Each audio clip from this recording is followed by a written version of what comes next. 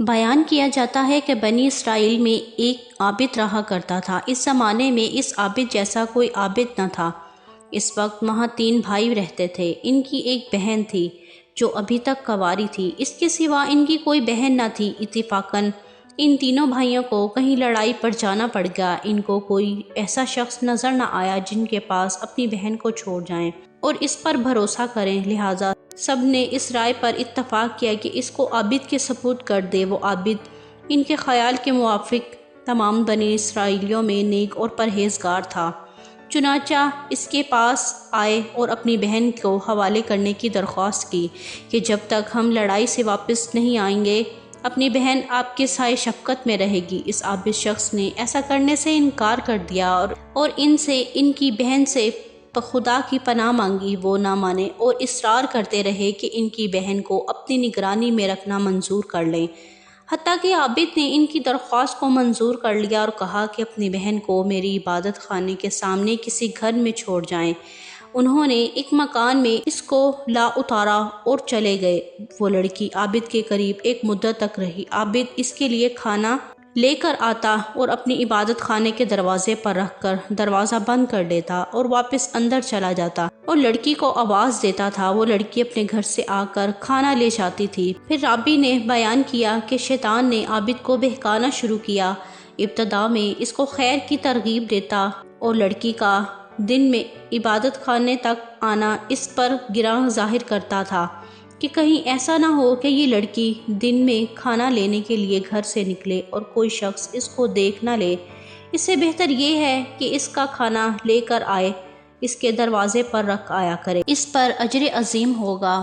عرض یہ کہ عابد کھانا لے کر اس کے گھر جانے لگا۔ کچھ مدت بعد پھر شیطان اس کے پاس آیا اور اس کو ترغیب دی اور اس بات پر اسے ابھارا کہ اگر وہ اس لڑکی سے بات چیت کرے تو تیرے کلام سے مانوس ہوگی، کیونکہ اس کو تنہائی سے سخت وحشت ہوتی ہے۔ شیطان نے اس کا پیچھا نہ چھوڑا حتیٰ کہ وہ عابد اس لڑکی سے بات چیت کرنے لگا، اپنے عبادت خانے سے اتر کر اس کے پاس آنے لگا۔ پھر شیطان اس کے پاس آیا اور اس سے کہا کہ تو اپنے عبادت خانے کے دروازے پر اور وہ اپنے گھر کے دروازے پر بیٹھے اور دونوں باہم باتیں کرو تاکہ اس کو خوشی محسوس ہوا کرے۔ شیطان نے اس کو عبادت خانے کے دروازے پر لا بٹھایا۔ لڑکی بھی گھر کے دروازے پر آئی۔ اسی طرح ایک زمانے تک یہ حال رہا۔ شیطان نے عابد کو بھڑکایا، خیر کی رغبت دی اور کہا بہتر ہے کہ خود لڑکی کے قریب جا کر بیٹھے اور ہم کلامی کرے، اس میں زیادہ دلداری ہے۔ عابد نے ایسا ہی کیا۔ شیطان سے پھر تحصیلی سبب کی رغبت دی اور کہا کہ اگر لڑکی کے دروازے سے قریب ہو جائے تو بہتر ہے تاکہ اس کو دروازے تک آنے کی بھی تکلیف نہ اٹھانی پڑے۔ عابد نے یہی کیا کہ اپنی عبادت خانے سے لڑکی کے دروازے پر آ کے بیٹھتا اور باتیں کرتا۔ ایک عرصے تک یہی کیفیت رہی۔ شیطان نے پھر عابد کو ابھارا کہ اگر عین گھر کے اندر جا کر باتیں کیا کریں تو بہتر ہے تاکہ اس لڑکی کو باہر نہ آنا پڑے اور کوئی اس کا چہرہ نہ دیکھ پائے۔ غرض عابد نے ایسا ہی کیا کہ لڑکی کے گھر کے اندر جا کر دن بھر اس سے باتیں کرتا اور رات کو اپنے عبادت خانے میں واپس چلا جاتا، یہاں تک کہ عابد نے لڑکی کے زانوں پر ہاتھ مارا اور اس کے رخسار کا بوسلی دیا۔ پھر روز بروز لڑکی کو اس کی نظروں میں خوبصورت اور آرائش دیتا رہا اور اس کے دل میں غلبہ کرتا رہا، حتیٰ کہ وہ اس کے اور زیادہ قریب ہو گیا اور لڑکی نے حاملہ ہو کر ایک لڑکا جنا۔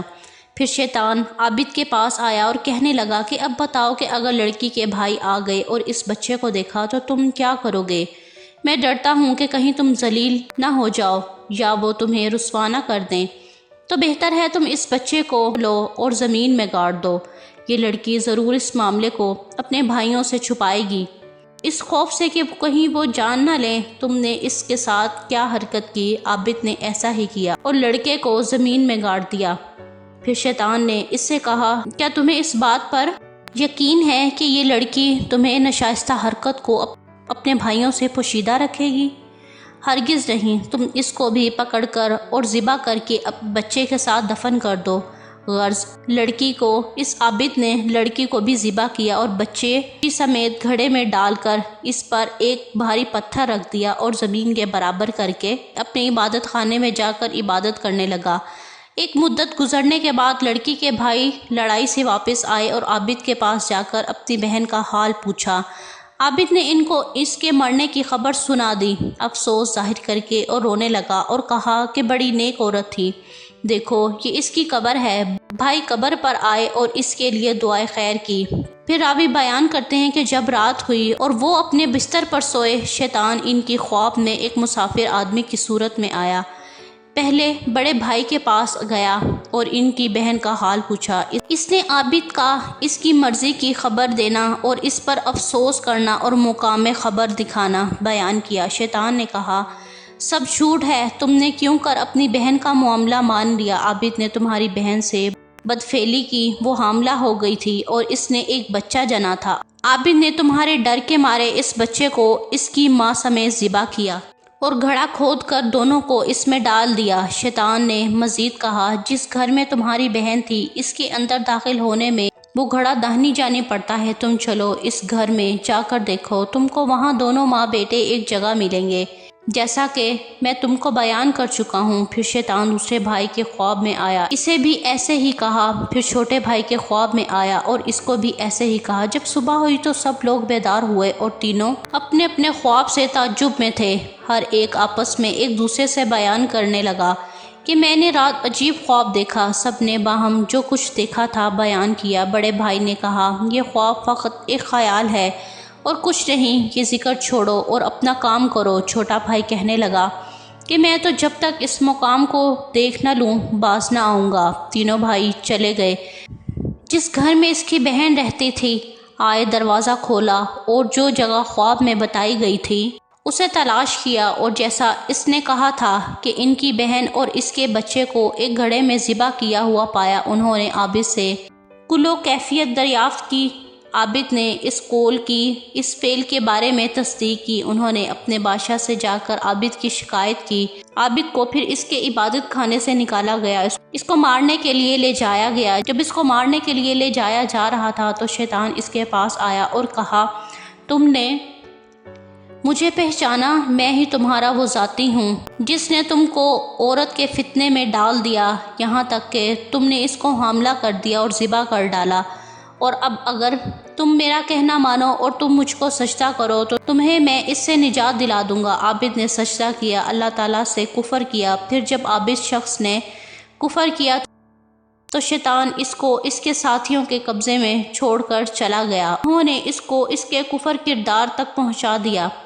حاصل اس واقعے سے ہمیں یہ سبق ملتا ہے کہ اندازہ کیجئے کہ شیطان ہمارا کس قدر سنگین دشمن ہے اور اس کے وار کس قدر سنگین ہیں۔